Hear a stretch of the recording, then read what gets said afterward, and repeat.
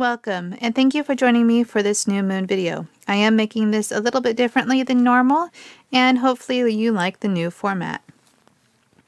First, this new moon is at 8 degrees. This is the number for abundance. As you turn an 8 on its side, it is the infinity symbol. That said, this is a balanced chart and moon cycle with more harmonious aspects than negative. However, the most predominant aspect of the chart is 6 squares, so it's not a chart of smooth sailing. Neptune in Pisces is square the Sun and Moon in Gemini. Don't think too much about what's going on, Neptune seems to be saying. Just go along with the official narrative, please. The host of this new moon is Mercury, that is also at home in Gemini, giving this new moon abundant energy. But it is square with Saturn, limiting the scope of its perception. Thankfully, Mercury is in a sextile with Venus, so our mind is being balanced with our heart. Venus in Leo is giving us a courageous heart to undergo this mental arithmetic of a new moon, as she is also with her lover Mars in Leo. We have the willpower and heart to do what is necessary. Yet, Mars is conjunct Black Moon Lilith, so we might have fear challenging our willpower. And Jupiter in Taurus is square Venus, so we can't get too swept away. Jupiter in Taurus and Saturn in Pisces are in a supportive sextile.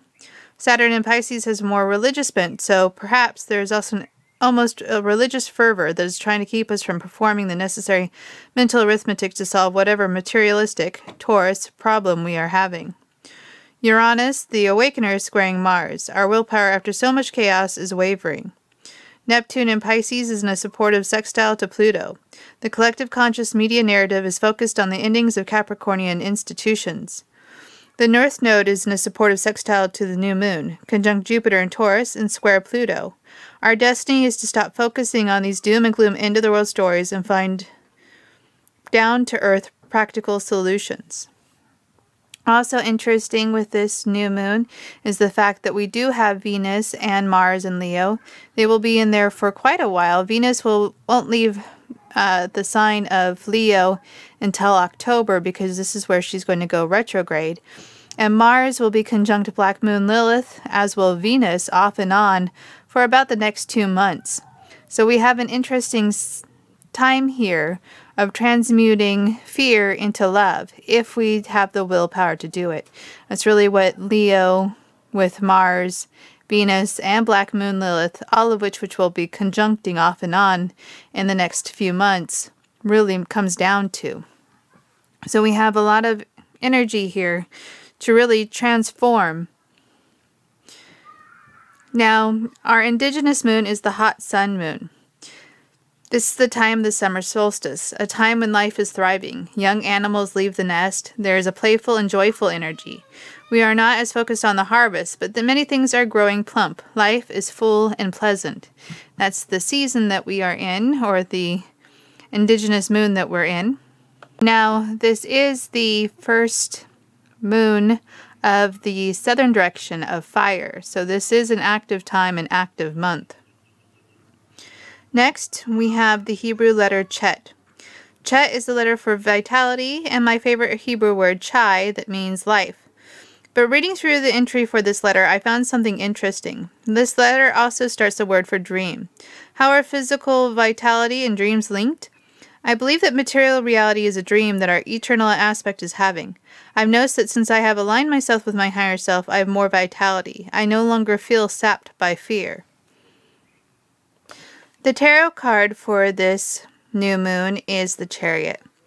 The Chariot is a card of mental acuity. The charioteer has mastered the mind.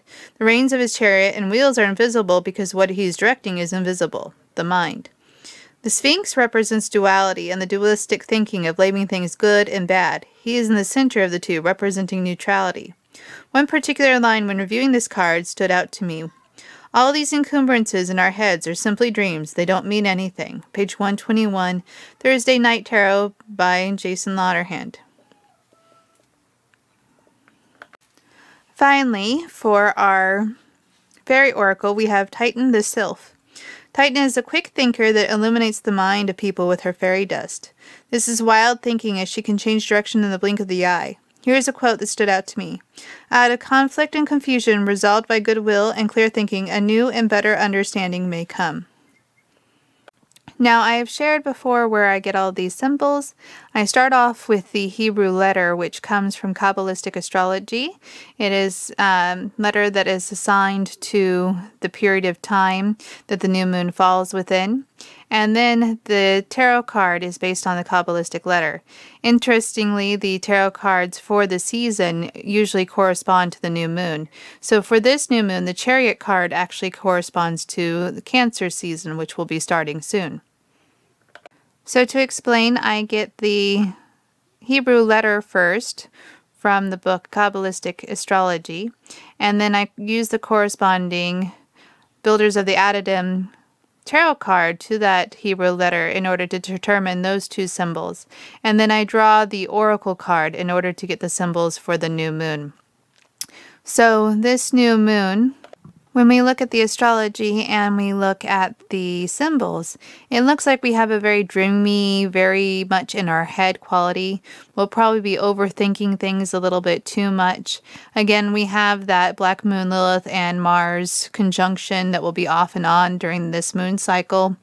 And that really speaks to fears coming up and affecting our willpower. That ties into the overthinking. So this new moon, I'm going to be working with the stone fluorite. Fluorite is a wonderful stone for any type of student or teacher.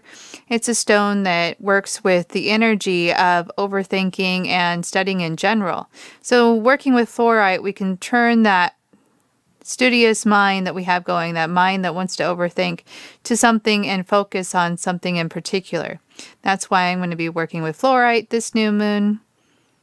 Any type of grounding stone would probably be good to work with as well during this new moon because there's such an overabundance of mental activity that's going to be happening. So I recommend that as well. A good hematite is probably what I would recommend, like a Apache's Tear. Black Lumerian Jade also comes to mind, and even obsidian would be wonderful during this new moon, just to keep grounded with this overactivity in the mental realm. So that's all I have for you for this new moon. I hope you enjoyed this. I hope you like the new format.